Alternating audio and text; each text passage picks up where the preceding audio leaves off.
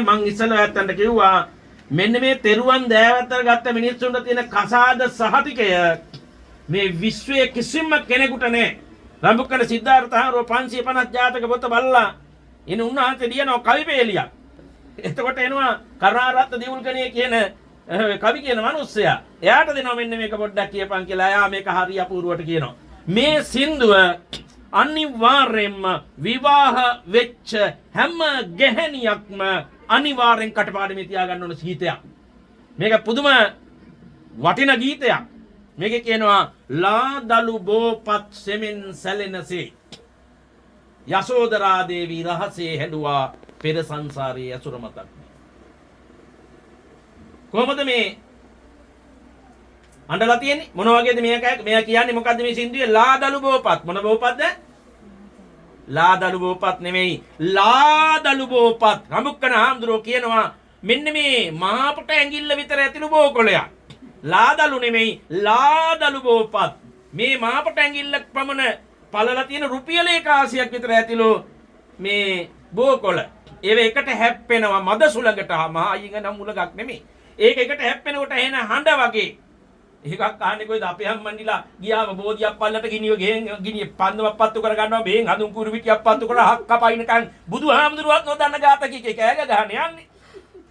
නේද? මේ බෝසත් හිට මැල්ල දුවනවා. ඒ වගේ නෙමෙයි. බෝධිය පල්ලට ගිහිල්ලා උස්ම ගන්නවත් නැතුව ඉන්න ඕන. මේ හඬ හඬ නම් ලාදලු බෝපත් සෙමින් සැලෙනසේ යසෝදරා දේවී රහසේ හැඬුවා. ඒකත් අඬන්නේ රහසෙන්. මොකද්ද අඬනවා කියන්නේ? අඬනවා කියන්නේ මොකද්ද? අඬනවා කියන්නේ හේ ගාලා කට විරිත්තගෙන ගඳුළු පෙරන එකට නෙමෙයි. ඇයි ඇඬෙන්නේ? කරුණු දෙකකට අපට ඇඬෙනවා. එකක් සතුටට ඇඬෙනවා. මං කොච්චර දුක් විඳලාද මෙතෙන්ට ආවේ කියලා. අද මේ තත්ත්වයට අපි ආවේ නොකා නොබී කොච්චර දුක් විඳලාද කියලා ඔන්න වෙලාවක අපිට සතුටට ඇඬෙනවා, කඳුළු වෙනවා. ඊළඟට දුකටත් අපිට ඇඬෙනවා. ඇඬෙන්නේ මොකක් වුණාමද? සතුට හෝ දුක මෙනෙහි කරනකොට, කල්පනා කරනකොට, ආපහු ආවර්ජනා කරනකොට, මතක් කරනකොටයි ඇඬෙන්නේ. ඒ අතීතයේ මතක් කරනකොටයි ඇඬෙන්නේ. එහෙනම් හඬනවා කියන්නේ කටවිරිත්තගෙන කඳුළු පෙර පෙර හොටු පෙර පෙර කෑ ගහන එකට නෙමෙයි, කල්පනා කරන එකට, මෙනෙහි කරන එක. අන්න යසෝදරාව රහසේ හැඬුවා. රහසින් හැඬුව කියන්නේ මොකද්ද?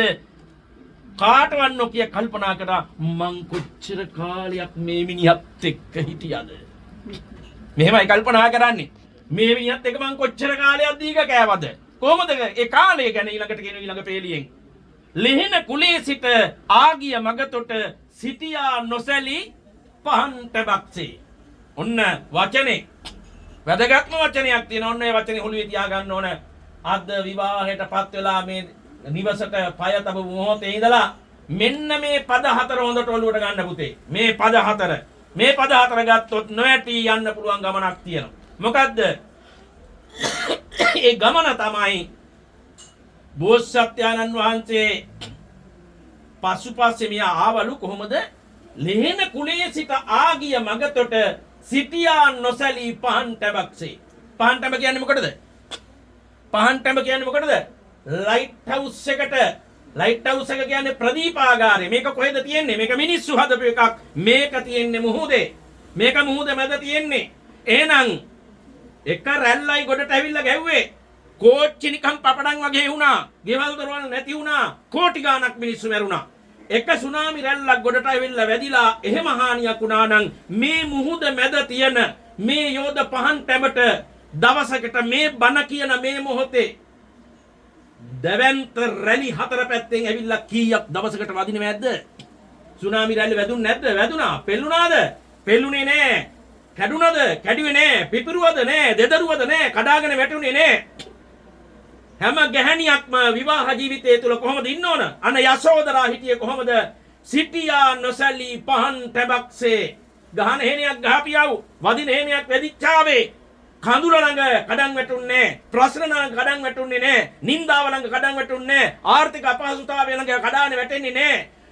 නැති බැරිකම් ළඟ කඩා වැටෙන්නේ නැහැ. ඥාතින්ගෙන්, නෑදෑයන්ගෙන්, සමාජයෙන්, යාළුවන්ගෙන්, විවිධයන්ගෙන්, සහෝදරයන්ගෙන් අප්‍රමාණ අපවාද, චෝදනා, ඒ වගේම ප්‍රශංසා මේ මොනවා ලැබුණත් ඒ කිසි දෙයක් ළඟ අද ඉඳලා කඩන් වැටෙන්න බෑ. උද්ධාමයටපත් වෙලා ආඩම්බර වෙලා උඩඟු වෙලා අහංකාර වෙලා යන්න ගමනක් නෑ. යශෝදරාවක් වෙන්න ඕන අද ඉඳලා. හැම ගැහණියෙක්ම යශෝදරාවක් වෙනවා නම් මේ සමාජයේ හරි වටිනවා. හැබැයි නිකන් නෙමෙයි අර පහන් ටැඹ වගේ මේ මුහුද මැද තියෙන පහන් කණු උඩ තියෙන ලයිට් එකක් පුතේ. මොකද ඒ ලයිට් එකෙන් කරන්නේ? ඒ ලයිට් එකෙන් කිසිම සලකුණක් නැතුව මේ අතට හැම පැත්තටම අර සාගරයේ මැද මහා මුහුද මැද නැව් ගමන් කරනකොට කොහොමද සංඥාවක් දිශාවක් හොයාගන්නේ? අන්න මෙන්න මේ ලයිට් එකෙන් ලයිට් හවුස් එකෙන් අර කිසිදු සලකුණක් නැති මහා මුහුද යන නැව් වලට පාර වරද්ද ගන්න නැතුව හරි පාර හොයාගෙන හරි තැනට හරි නැව් තටාකට යන්න කියලා දෙනවා. ඒ විතරක් නෙමෙයි බහුදින යාත්‍රාව ඒ වගේම ඔරුකාරයා බෝට්ටුකාරයා හරි දිශාව හොයා ගන්නවා. උඩින් යන ගුවන් යානෙටත් දිශාව කියලා දෙනවා මේ ලයිට් හවුස් එකෙන්. හැම ගැහණියෙක්ම අර යශෝදරාවත් බෝසත්ත්වයන්න් වහන්සේට නිර්වාණයෙන් ලෞතුරා බුද්ධත්වයට යනකම් පාර වරද්ද ගන්න දුන්නේ නැහැ. ඒ නිසා දක්ෂ භාර්යාවක් හැටියට ස්වාමි දියණියක් හැටියට වයිෆ් කෙනෙක් වෙන්න එපා.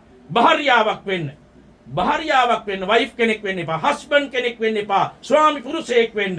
එතකොට මේ ගමන දිගට විස්තර කරන්න වෙනවා. විස්තර කරන්න වෙලාව නෙමෙයි. අන්න සිටියා නොසැලී පහන් ටැබක්සේ. ඒ නිසා නිවැරදි ශක්තිය අරගෙන අර බාධකේ නැමෙති රැලි ඇවිල්ලා වදිනකොට කසේරු කත්තම්බේ හරියට කෙලින් තියාගෙන නිවැරදි මගේ ගමන් කරන් නිවැරදි දේ තෝරගන්න හයිය ශක්තිය තියෙනවා. නිකන් නිවට වෙන જાතියක් නෙමෙයි ගැහණු කියන්නේ. පිරිමිත් එහෙමයි. එහෙනම් ඒ ගමන යන්න අර බෝසත්ත්වයන්න් වහන්සේ ලෙහෙන කුලේ සිට බෝසත්ත්වයන්න් වහන්සේ ලෙහෙනෙක් වෙනකොට යසෝදරාව ලෙහෙනිය වුණා. සඳ කිඳුරා වෙනකොට සඳ කිඳුරිය වුණා. ඇතා වෙනකොට ඇතින්නිය වුණා. ගැමිය වෙනකොට ගැමිලිය වුණා. සිටුවරයා වෙනකොට සිටු දේවිය වුණා. රජෙක් වෙනකොට බිසව වුණා. බුදු වෙනකොටත් ළඟ හිටියා. විවාහ ජීවිතයේ බුදු වෙන්න බාධාවක් වුණාද? නිවන් දකින්න බාධාවක් වුණාද? නෑ. ඒ නිසා අර මේ අපි යන ගමන පිළිබඳව මෙයා කවුද මේ තව ගායකයෙක් අපුරු කතාවක් කියනවා මේ වන්දනාවක යන්න අපි යනවා කියලා. වන්දනාවක යන්නේ. දැන් ඔය දෙන්න පෙම් යුවලා. හරි? ඔය දෙන්න මේ පෙම් කෙලින යුගයකට ආවා කියන එක නෙමෙයි දැන්. ඕක වන්දන විවාහය කියන්නේ වන්දනාවක්. දැන් ලස්සන පෙම් යුවලා. දැන් මිනිමිනි ගන්න පුළුවන් මොන ගන්න පුළුවන්. අර කොට්ට බදාගෙන කිවුන්ගේ දැන් ඉවරයිනේ දැන් නේ එකතු වුණානේ. දැන් ආදරේ විඳින්න පුළුවන්. හැබැයි ඔය දෙන්න නීත්‍යානුකූලව පුතේ තව මාස කිහිපයකින් අවුරුද්දකින් ඔය ඇත්ත මේ ලෝකෙට ඔය ඇත්තන්ගේ ලේවලට ජාතක වෙච්ච දරුවෙක් මේ ලෝකෙට බිහි කර ගමන් ඒ දරුවා බිහි කරන්නේ සාර ධර්ම ගුණ ධර්ම ඇතුව අර මුලින් කියාපු බුද්ධ ධම්ම සංඝ දෑවැද්දට ඒ දරුවට උරුම කරලා දීලා නම් ඊළඟට ඔයාට කියන්නේ මොකක් කියලාද? ගෙදර බුදුන්. මෙයා තාත්තා ගෙදර බුදුන්. දැන් මේ ඉන්නේ ගෙදර බුදුන්. කොහමද බුදු උනේ? දසපාරමී පුරලා බුදු වුණා වගේ බුදු උනේ ඔය දෙන්න මේ ලෝකෙට බිහි කරපු නිසායි. ඔය දෙන්නත් හෙට මේ විවාහ වුණා කියන්නේ වන්දනා ගමනක යන්නේ බුදු වෙන්න යන ගමනක්. මේක බොහොම සීකල්පනාවෙන් අරගෙන යන්න. තාද විවාහයටපත් වුණා දිගට බණ කියන්නේ නෑ. විවාහය කියන එකේ තේරුමත් මං කියලා දෙන්නම්. විවාහය කියනවා දැන් ඕක සාමාන්‍යයෙන් සර් කියන්නේ ආවාහ විවාහ වෙනවා කියලා. ආවාහ වෙන්නේ කවුද? ගෑනුද පිරිමිද? ගෑනුනේ පිරිමිද? ස්ත්‍රීද පුරුෂද? ආවාහ වෙන්නේ කවුද? ඒක දන්නෙත් නෑ. කට්ටිය තාම වෙලා නෑ වගේ. මේ කට්ටියට අනිත් අපි කරලා දෙමු. ආවාහ වෙන්නේ පිරිමි. විවාහ වෙන්නේ කාන්තාපාර්ථය. ආවාහ කියන වචනේ තේරුම දන්නවද? දැන් වුණානේ තේරුමක් දැනගන්න. විවාහ කියන වචනේ තේරුම දන්නවද? අකුරු ගලපලා කියන්නම්. ආවාහය ඔන්න මනමාලයාගේ පැත්තෙන් ආවාහ වෙලා තියෙනවා. අරයාගේ පැත්තෙන් මනමාලිගේ පැත්තෙන් විවාහ වෙලා තියෙනවා. ඔන්න මෙයා ආවාහ වුණේ මොකද්ද? ආවාහ පළවෙනි අකුර. ආයන්න කියන්නේ ඒකෙන් කියන්නේ මෙයා හැම වෙලාවම මේ ළඟ ඉන්න තමන්ගේ ස්වාමි දිනේට මොකද වෙන්න ඕන? අවංක විය යුතුයි. මේ මොහොතේ පටන් පණ යන මොහොත දක්වා